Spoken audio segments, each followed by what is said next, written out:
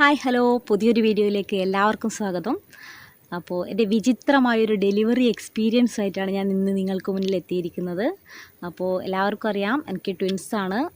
എൻ്റെ കുടുംബത്തിൽ പാരമ്പര്യമായി 4ാമത്തെ ജോഡി ട്വിൻസാണ് എനിക്ക് ഉണ്ടായിട്ടുള്ളത്. എൻ്റെ അച്ഛൻ ട്വിൻസാണ്, എൻ്റെ ചേച്ചി ട്വിൻസാണ്, ചേച്ചീൻ്റെ കുട്ടി ട്വിൻസാണ്, ആൻഡ് ഫൈനലി എനിക്കും ട്വിൻസാണ്. അപ്പോൾ ഈ ഒരു പാരമ്പര്യം ഉള്ളതുകൊണ്ട് തന്നെ ഫസ്റ്റ് പ്രഗ്നൻ്റ് ആയ സമയത്ത് തന്നെ ഡോക്ടറെ കൺസൾട്ട് ചെയ്യുമ്പോൾ പറഞ്ഞിട്ടുണ്ടായിരുന്നു, ഡൗട്ട് പറഞ്ഞിട്ടുണ്ടായിരുന്നു, അങ്ങനെ പാരമ്പര്യം ഉണ്ടോയെന്നറിയില്ല പറഞ്ഞിട്ടുണ്ടായിരുന്നു. അപ്പോൾ മലപ്പുറം നൗഫ ഹോസ്പിറ്റലിലാണ് കാണിച്ചിട്ടുണ്ടായിരുന്നത്. ഹസ്ബൻഡിൻ്റെ കൂടെ ഞാൻ മലപ്പുറത്തായിരുന്നു ആ സമയത്ത്. അപ്പോൾ സ്കാൻ ചെയ്ത് ഡോക്ടർ പറഞ്ഞു, ഇല്ല ഒരാൾ മാത്രമേ ഉള്ളൂ, കുഴപ്പമൊന്നുമില്ല, ബുദ്ധിമുട്ടൊന്നുമില്ല, ട്രാവൽ ചെയ്യുന്നതിന് എന്ന് പറഞ്ഞു. അങ്ങനെ ഞങ്ങൾ നവംബറിലാണ് കണ്ണൂരേക്ക് വരുന്നത്, 3-ാം മാസമാണ് വരുന്നത്. ഇവിടെ വന്ന ശേഷം പയ്യന്നൂർ ഹോസ്പിറ്റൽ, കോപ്പറേറ്റീവ് ഹോസ്പിറ്റലിൽ കാണിച്ചു. അപ്പോൾ അവിടെ സ്കാനിങ്ങിലാണ് ഞെട്ടിപ്പിക്കുന്ന രഹസ്യം മനസ്സിലായത്, പാരമ്പര്യം എന്നെയും വിട്ടുപിരിക്കിട്ടില്ല എന്ന്. അപ്പോൾ നല്ല ഫെസിലിറ്റീസ് ഉള്ളൊരു ഹോസ്പിറ്റലിൽ പോകാമെന്ന് കരുതി. പിന്നെ ഞങ്ങൾ പരിയാരം മെഡിക്കൽ കോളേജിലെ മാലിനി ഡോക്ടറെ കാണിക്കാൻ തീരുമാനിച്ചു. ഡോക്ടർ നല്ല ഡോക്ടറാണ്, വെച്ചാൽ നമ്മളെക്കാട്ടിലും കെയറാണ്. അതിനോട് ഓരോ മാസം ഇങ്ങനെ പറയും, സുകന്യ 1 മാസം കൂടെ പിടിച്ച് നിൽക്കണം, ഇത്ര ആഴ്ച കൂടി പിടിച്ച് നിൽക്കണം, എങ്ങനെയെങ്കിലും നോക്കണം. അങ്ങനെ ഡോക്ടർ ഭയങ്കര ഇൻസ്പിറേഷനായിരുന്നു. നമ്മുടെ ഓരോ കാര്യത്തിലും എന്ത് സംശയം ചോദിച്ചാലും ഡോക്ടർ ആ നിമിഷം മറുപടി തരും. അതുപോലെ തന്നെ ഷുഗർ, പ്രഷറൊക്കെ നല്ല രീതിയിൽ കൺട്രോൾ ചെയ്യിപ്പിച്ചിട്ടുണ്ടായിരുന്നു. നല്ലൊരു ഡോക്ടറാണ്. ഇവിടുന്ന് എൻ്റെ വീടും ഹോസ്പിറ്റലും തമ്മിൽ ഏകദേശം 1 മണിക്കൂർ ദൂരമുണ്ട്. അങ്ങനെ എന്തെങ്കിലും ബുദ്ധിമുട്ട് വന്നാൽ പോകാൻ പറ്റില്ലല്ലോ എന്ന് കരുതി മെയ് 24-ന് ഹോസ്പിറ്റലിൽ അഡ്മിറ്റായി. അപ്പോൾ ഡോക്ടർ പറഞ്ഞു 28-ന് TV ചെയ്ത് 29-ന് ഡെലിവറി പറഞ്ഞു. ഡോക്ടർക്ക് ഷുവറായിരുന്നു നോർമൽ ഡെലിവറി നടക്കുമെന്നുള്ളത്. പക്ഷെ നമ്മൾക്കത്ര ഷുവറായിരുന്നില്ല.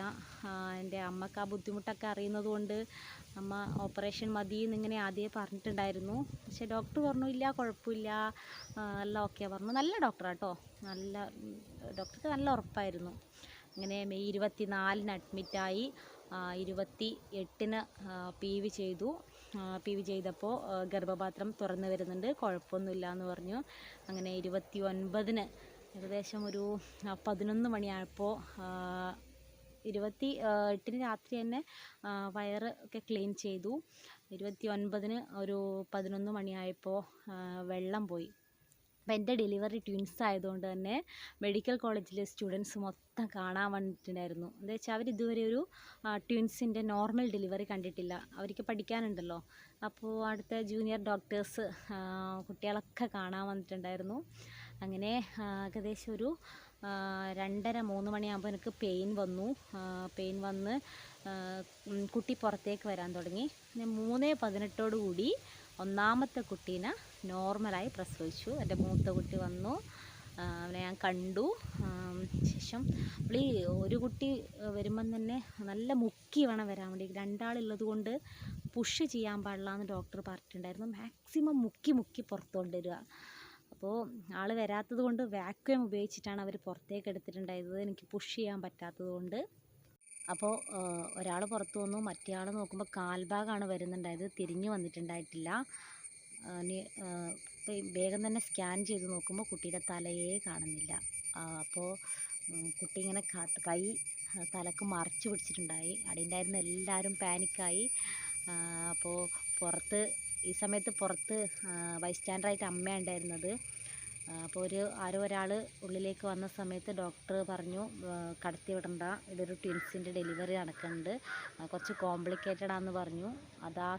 അവർ അമ്മേനോട് പോയി പറഞ്ഞു. അമ്മ പുറത്ത് ബഹളായി, കരച്ചിലായി. ഉള്ളിലാണെങ്കിൽ എല്ലാവരും ടെൻഷൻ, പുറത്താണെങ്കിൽ വീട്ടുകാരെല്ലാവരും കരച്ചിലായി, ടെൻഷനായി, പിന്നെ ഒന്നും പറയണ്ട. അപ്പോൾ ഇമ്മീഡിയറ്റായിട്ട് ഓപ്പറേഷൻ ചെയ്യണമെന്ന് പറഞ്ഞു. കാരണം കുട്ടിക്ക് ശ്വാസതടസ്സം വരാൻ തുടങ്ങി, ഉള്ളിലുള്ള കുട്ടിക്ക്. ഡോക്ടർ പറഞ്ഞു മുക്കാൻ പാടില്ല എന്ന്. പക്ഷെ ഒന്നിങ്ങനെ മുക്കി പ്രസവിച്ചത് കൊണ്ട് നമുക്ക് ഈ മുക്കൽ നിർത്താൻ പറ്റൂല. ഇങ്ങനെ നമ്മളറിയാതെ മുക്കിപ്പോവും. അങ്ങനെ സ്ട്രെച്ചറിൽ ലിഫ്റ്റിൽ വേഗം 5ാമത്തെ നിലയിലേക്ക് കൊണ്ടുപോവാണ്. 4ാമത്തെ നിലയിലാണ് നോർമൽ ഡെലിവറീൻ്റെ ഇതും പ്രസവ വാർഡൊക്കെ. 5ാമത്തെ നിലയിലാണ് ഓപ്പറേഷൻ തിയേറ്റർ. കൊണ്ടുപോവാണ്. അപ്പോൾ ചേച്ചിമാർ 2 ആളും ഹസ്ബൻഡൊക്കെ കൂടെ ഉണ്ടായിരുന്നു. എല്ലാവരും കൂടെ ലിഫ്റ്റിൽ കയറി. ലിഫ്റ്റ് താഴേക്ക് പോയി. അത് 3-ാമത്തെ നിലയിലെത്തി, അവിടെ നിർത്തി. 2-ാമത്തെ നിലയിലെത്തി, അവിടെ നിർത്തി. 1-ാമത്തെ നിലയിലെത്തി, അവിടെ നിർത്തി. വീണ്ടും 2-ലെത്തി, 3-ലെത്തി, 4-ലെത്തി, 5-ലെത്തി. ഓപ്പറേഷൻ തിയേറ്ററിലെത്തുമ്പോഴേക്ക് 1 മണിക്കൂർ കഴിഞ്ഞിട്ടുണ്ടായിരുന്നു. അപ്പോഴേക്ക് കുട്ടിക്ക് ശ്വാസതടസ്സം നേരിട്ടു. പിന്നെ കുട്ടി കരഞ്ഞിട്ടൊന്നുമില്ല, പ്രസവിച്ച സമയത്ത് കരഞ്ഞിട്ടൊന്നുമില്ല. പിന്നെ അനസ്തേഷ്യ ചെയ്തപ്പോൾ എൻ്റെ ബോധം പോയി. അപ്പോൾ ഇതൊക്കെ പറയുമ്പോൾ ഇപ്പോഴും കണ്ണ് നിറയും. വല്ലാത്തൊരവസ്ഥയായിരുന്നു.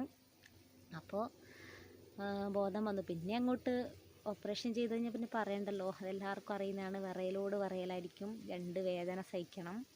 അങ്ങനെ രാത്രി എൻ്റെ കുട്ടീനെ കാണുമ്പോൾ ഇങ്ങനെ മൂക്കിൽ ഇതൊക്കെ വെച്ചിട്ടായിരുന്നു, കുഴലൊക്കെ വെച്ചിട്ടായിരുന്നു. ഇപ്പോൾ കുഴപ്പമൊന്നുമില്ല, സുഖമായിരിക്കുന്നു. മക്കൾ 2 പേരും നല്ല ഉഷാറായിരിക്കുന്നു. 1 കൊല്ലം കഴിഞ്ഞു. അപ്പോൾ ഹാപ്പി ആയിരിക്കുന്നു. അപ്പോൾ ഒരു ദിവസം തന്നെ 2 വേദനയും അറിഞ്ഞ, ഓപ്പറേഷൻ്റെയും നോർമൽ ഡെലിവറീൻ്റെയും വേദന അറിഞ്ഞ, അതുപോലെ 3/4 മണിക്കൂർ ഇടവേളയിൽ, ഒരാൾ 3:18-നും ഒരാൾ 3:58-നും പ്രസവിച്ചത്. അപ്പം 3/4 മണിക്കൂർ ഇടവേളയിൽ പ്രസവിച്ച വളരെ ചുരുക്കം ചിലരിൽ ഒരാളായിരിക്കും ഞാൻ. എന്തായാലും ദൈവത്തിൻ്റെ എല്ലാം തീരുമാനങ്ങളായിരിക്കും. കുഴപ്പമൊന്നുമില്ലാണ്ട് പോകുന്നു. അപ്പോൾ ഈ വീഡിയോ ഇഷ്ടപ്പെട്ടാൽ ലൈക്ക് ചെയ്യുക, ഷെയർ ചെയ്യുക, സബ്സ്ക്രൈബ് ചെയ്യുക. Thank you.